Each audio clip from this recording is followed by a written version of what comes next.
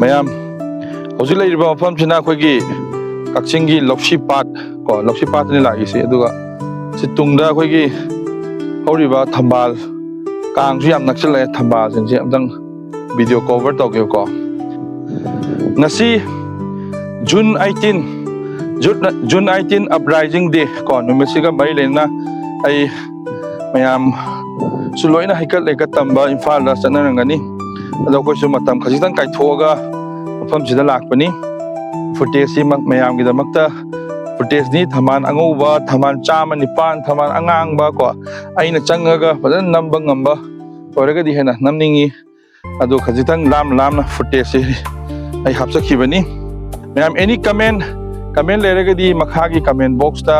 comment isinbirau aisu matam gi sum blog ano ba explore do ba Manipur gi chingya tamya adagi hayeng sida tapi singbi adagi low no